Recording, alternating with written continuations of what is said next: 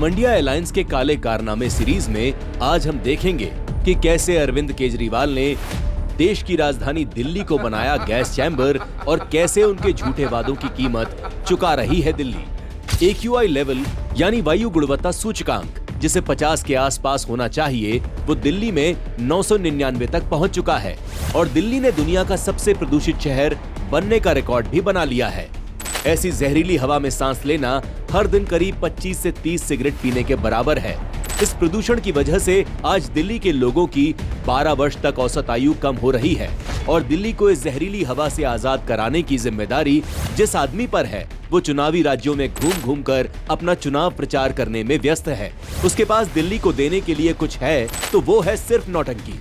8 साल से दिल्ली के मालिक केजरीवाल प्रदूषण मुक्त दिल्ली के नाम पर सिर्फ नौटंकी ही तो कर रहे हैं।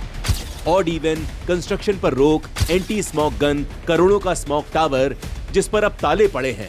दिल्ली के कनॉट प्लेस में जो बना है स्मोक टावर, वो फिलहाल बंद है। ये कहा जा रहा है कि पिछले 7 से 8 महीने हो गए हैं स्मोक टावर को बंद हुए और ये अभी तक खुला नहीं है। सड़कों की वैक्यूम क्लीनिंग, हर साल केजरीवाल नई स्कीम लाते जा रहे हैं और दिल्ली का दम घुटता जा रहा है। पोल्यूशन कई चीजों से होता है और कई स्टेप्स उठाने की जरूरत है। पोल्यूशन डस्ट से होता है। हमने ये तय किया दिल्ली के अंदर कि कोशिश करेंगे 1 अप्रैल से ज्यादा सड़कों की वैक्यूम क्लीनिंग कराएंगे, तो सारी डस्ट वैक्यूम क्लीनर में आ जाएगी, तो सड़क के ऊपर डस्ट ही नहीं बचेगी, तो डस्ट उड़नी बंद हो जाएगी। दिल्ली के प्रदूषण के लिए कभी पंजाब को जिम्मेदार ठहराने वाले केजरीवाल ने कहा था कि पंजाब में सत्ता आने के बाद 1 साल में प्रदूषण का हल कर देंगे। पंजाब हमारी सरकार है, पंजाब में पराली जल रही है, हम जिम्मेदार हैं। आज पंजाब में अगर पराली जलेगी, हम जिम्मेदार हैं। पहले ज्ञान देते थे कि ऐसा केमिकल बनाया है कि किसानों को पराली जलाने की जरूरत नहीं पड़ेगी, फिर पराली से बिजली बनाने का ज्ञान और फिर पराली से कोयला बनाने की स्कीम लाई गई। और अब जब पंजाब में आप पार्टी की सरकार बन चुकी है तो प्रदूषण का निवारण करना तो दूर, यू टर्न लेते हुए दिल्ली के प्रदूषण का ठीकरा फुल बेशर्मी के साथ हरियाणा और उत्तर प्रदेश पर फोड़ा जा रहा है।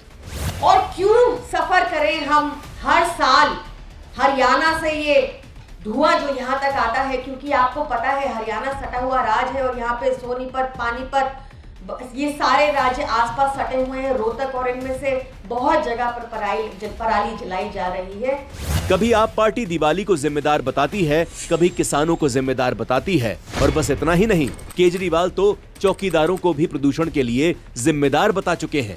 रात को जब सिक्योरिटी वाला या ड्राइवर या लोग जो अपने थोड़ी सी आग लगा के वो, ये इतनी ज्यादा है दिल्ली के अंदर कि ऑलमोस्ट 1/5 पोल्यूशन जो है दिल्ली के, तो ये सारा धुआं उड़ता है और चूंकि टेम्परेचर इन्वर्जन होता है तो वो सारा धुआं जो है दिल्ली के अंदर गैस के रूप में, गैस चैम्बर के रूप में बन के रह जाता है।